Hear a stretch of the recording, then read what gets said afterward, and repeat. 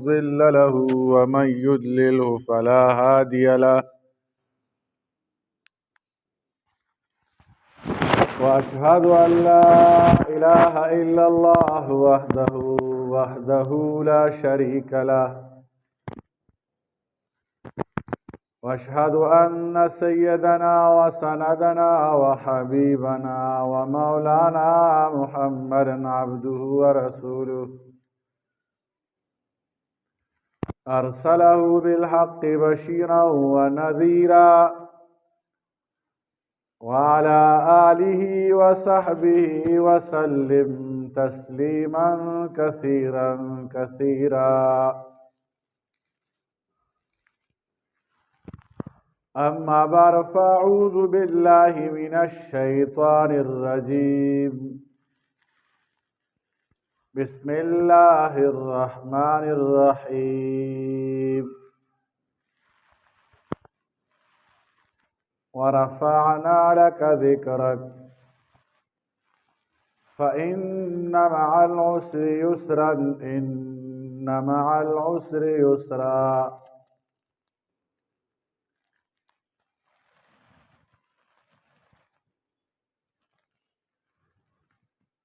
تاسو وړاندې ما د الله جل شانه د کلام پاک مبارک نه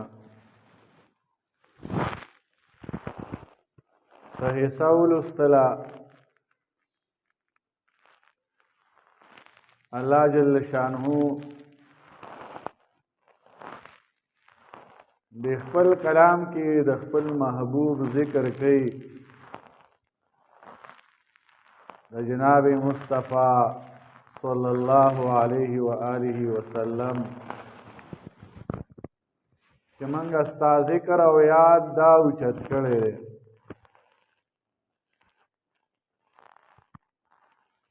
او د نبی علیہ الصلوۃ والسلام نوم او یاد دا الله جل شانه اوچت کړی هم دی چې کوم ځای کې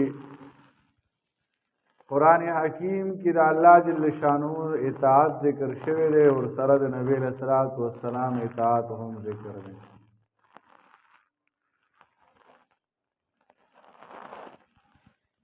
یو انسان ایمان قبلین دے ورن بے اقرار لا الہ الا اللہ محمد رسول اللہ کئی کہ نبی غیر انسان مسلمان نشی کی دے.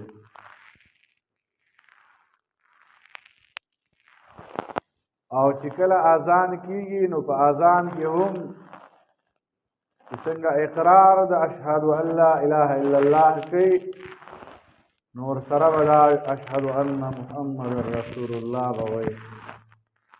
په اذان کې هم چې پنځه وخت مونږ فرض دی نو پنځه وخت اذان به ورته دا سنت پیدا به ورته کوي.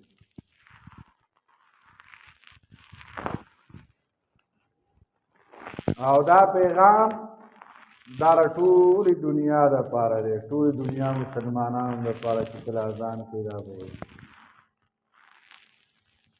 د الله جل شانه د نوم سره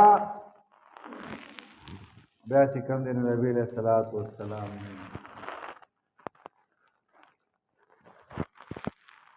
قرآن حکیم کی د انبیاء علیهم الصلاۃ والسلام ذکر راغلی دی په نومونو باندې. یا ابراهیم ذکر دی، یا نوح ذکر دی، په نومونو باندې او تعالی جل شانه خطاب کړی دی. او د نبی علیہ الصلوۃ والسلام نوم مبارک په یا ایها الرسول سره او یا ایها النبی سره اخیستی.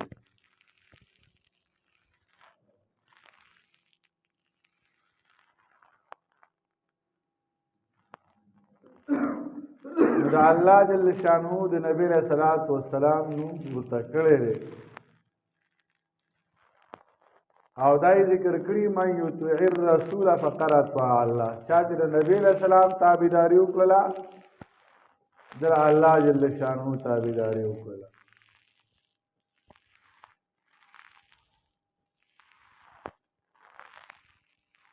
وما آتاكم الرسول فخذوه وما نهاكم عنه فانتهوا.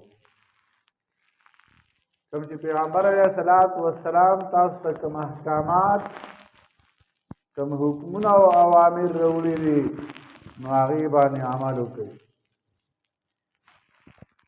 چې کوم منهیات دي نبي علیه السلام د څه نه منع کړي دي د هغې نه منع شي. وما كان لمؤمن ولا مؤمنة إذا قضى الله ورسوله أن يكون لهم الخيارة من أمره. نبی علیہ الصلوۃ والسلام یو فیصله وکړله چې د زید نکاح د هغه د زینب رضی الله عنها سره وتړله. نو هغې دا ویل چې دا خو غلام دی، دې سره خو زه واده نه کوم. نو الله جل شانو څه فرمایي د یو مؤمن سړي دپاره او د یوې مؤمنې ښځې دپاره دا جایز نه دي چې الله پاک او د الله رسول په هغې باندې فیصله وکړي. نو بیا دې ته اختیار نشته. د الله د رسول فیصله دا د الله جل شانو فیصله ده. د الله فیصله دا د الله د رسول فیصله ده.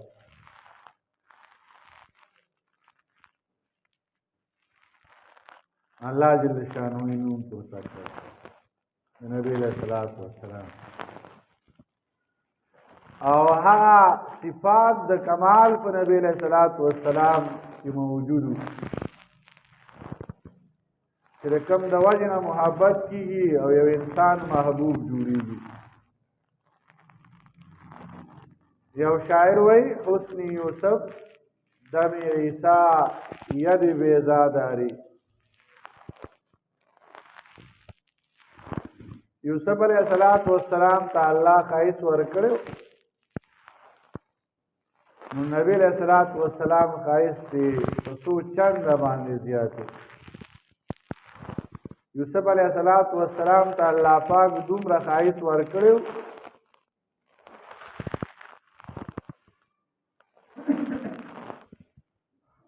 چې هغه د مصر زنانو حضرت یوسف علیہ الصلوۃ والسلام ولیدو.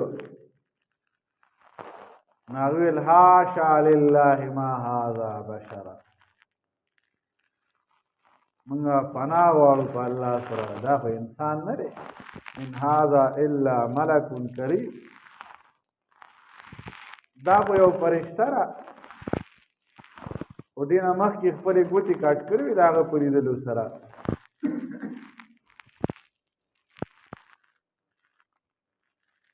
د زلیخې چې کله پریخه وشه علاقه کې پریخار کې دا خبره تر غوږ وشوله چې یاره ما پسې خو دا زنانه خبرې کوي، راشي چې موږ په دا یوسف علیه السلام زه په خپله باندې وښیم چې الله راته څومره حسن ورکړی. فلما سمعت بمکرهن ارسلت الیهن واعتدت لهن واتت كل واحدة منهن سكينا وقالت اخرج عليهن فلما رأينه أكبرنه وقطعن أيديهن وقلنا حاشا لله ما هذا بشر. زلیخې راټول راوغوښتل، چړې ورله ورکړې، داسې میوې ورته راوړه چې هغه په چاړه باندې کټ کېدل. او بیا یوسف علیه السلام ته وویل چې راشه راوځه، دا خو ماري کوله ده. یوسف علیه السلام غلام او یوسف علیه السلام ته دا پته هم نه وه چې دا زنانه ما لپاره راغوښتي دي.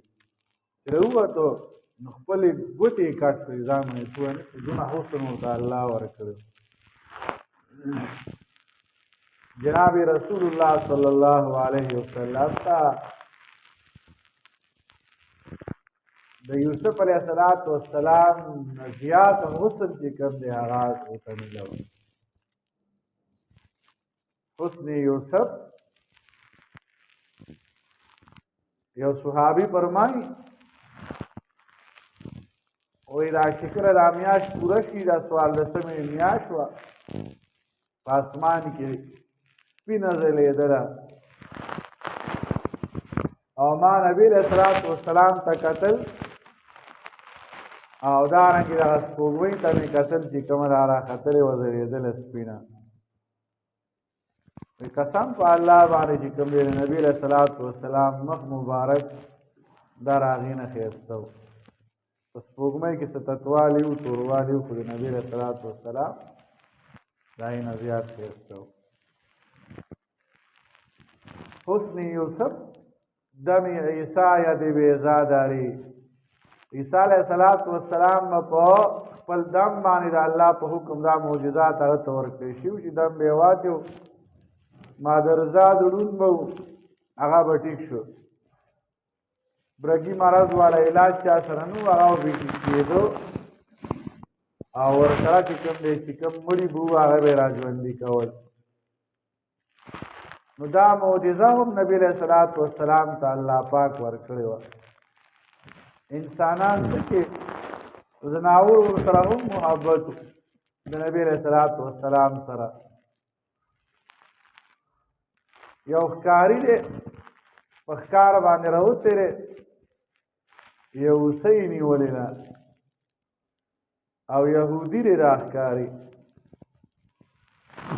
نو هغه نبی علیه الصلاة والسلام پرې راغلی د هوسۍ باندې هوسۍ نبی علیه السلام ته فریاد کوي چې دا زما خوا بچي دی دغه کې د غر نه اخوا زما بچي دی هغه وږي دي زه هغې له ځم او هغه پرې هغه مړو منو بیا دې له واپس راځم. نبی علیه الصلاة والسلام د هغې په خبرو باندې پوه شو. ښکاري ته یې ویل چې دا پرېږده دا بچي مړی تاله واپس راځي. دا خو زناور دی. ښکاري ورته یهودي هم دی دا خو زناور دی. نو هغه وایي ما له دې ذموار پکار دی که دا رانلل نو بیا ما له دې تاوان راکوئ تاسو. وایي زه به تاسو ذموارۍ کې به زه کښېنم دلته ذموارۍ کې. اوس نبي علیه الصلاة والسلام کښېناست په منډه باندې لاړله خپل بچي ماړه کړل. وایي زر زر تاسو کوئ باچو ورته وایي زر زر ځان موړ کوئ. څه چل شوی دی ولې موږ زر زر ځان مړو. نبی علیه الصلاة والسلام یې په ضمانت کې کېنولی دی. بچي ورته وایي موږ هم در سره ځو. تا نبی علیه الصلاة والسلام ځان سره چې کوم یې ضمانت کې کېنویله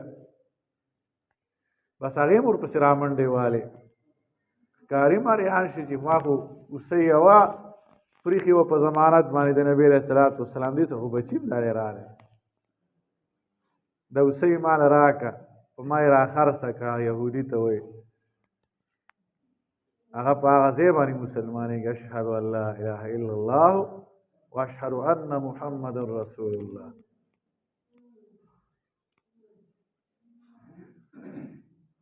زناور هم د نبي علیه الصلاة والسلام سره داسې محبت د کاڼو او د بوټو مور سره وګوره. ابو جهل په خپل موټي کې هغه کاڼې اوس چې کوم دی هغه باندې کړی وړوکې غوندې کاڼې رااخیستې وې. هغه ابو جهل نبي علیه الصلاة والسلام ته ورځي وایي که د دې جواب دې راله راکړي چې زما په دې موټي کې څه دي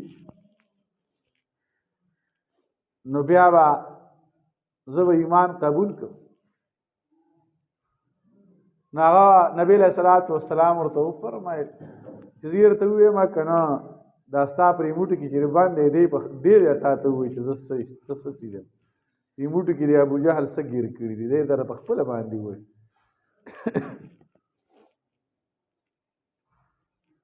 وایي زه دا موټي کې چې څه دي دی یې په خپله ووایي. نو کاڼې اواز کوي لا اله الا الله محمد رسول الله. هغه د موټي نه غورځوي خو ابو جهل و که نه د جهل پلار و غورځوي چې کوم د باندې مې موږ سحر او جادو کړی او نبي علیه الصلاة والسلام به فرمایل وایي چې زه هغه کاڼی اوس هم پېژنم چې کوم کاڼی و ما به نبوت له ما ته میلو نه و ما ته به سلام کوم. السلام علیک یا رسول الله. زه چې په خوا تېرېدم کاڼي به راته سلام کړم، هغه کاڼي زه اوس هم پېژنم. او نبی علیه الصلاة والسلام په منبر باندې کېناستو، خطبه به یې ویله. نبی علیه الصلاة والسلام به اول د کجوري یو ډډ ته هغه خطبه به یې ویلې، د هغې ته به یې تکیه والې وه. یو صحابي دی، یو روایت کې یو صحابیه زنانه ده، د نبی علیه الصلاة والسلام ته موږ یو منبر ولې نه جوړو چې هغې باندې کښېني او خطبه وایي.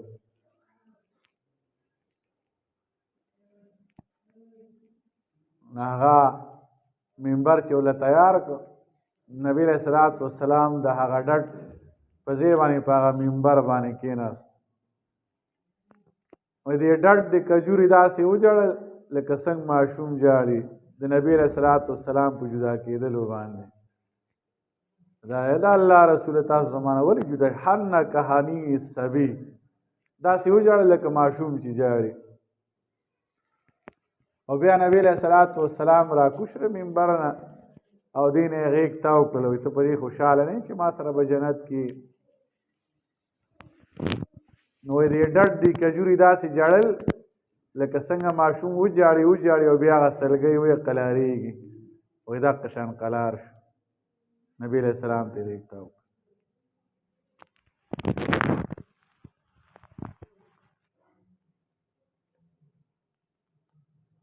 نو الله جل شانه د نبی علیه الصلاة والسلام دا نوم دا اوچت کړی دی، ورفعنا لک ذکرک. د نبی علیه الصلاة والسلام سره ځناورو، د نبی علیه الصلاة والسلام سره ونو بوټو، او د نبی علیه السلام سره د کاڼو د نباتاتو د جماداتو ټولو محبت.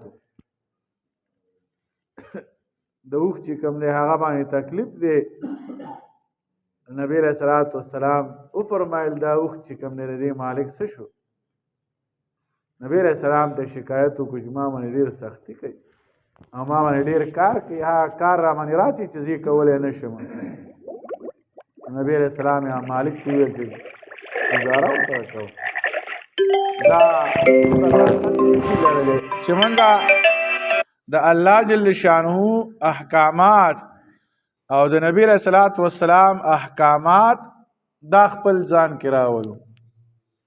دا به مطلبونه د نبی علیه الصلاة والسلام سره چاہی کم اخلاق اختیار کړي، د خپل دوست سره او د خپل دشمن سره د غم په وخت کې د نبی علیه الصلاة والسلام کومې طریقې دي او د ښادۍ په وخت کې د نبی علیه الصلاة والسلام کومې طریقې دي، قسم په الله باندې که چېرې دا موږ خپل ځان کې راوستلي، زموږ ژوند به د خوشحالي وي، امن و سکون به آرام او راحت به جنګ جګړې شور شغرب به نه وي. کله موږ دا خپل کړ، الله پاک د عمل کولو توفیق راکړي. واخر دعوانا الحمدلله رب العالمین.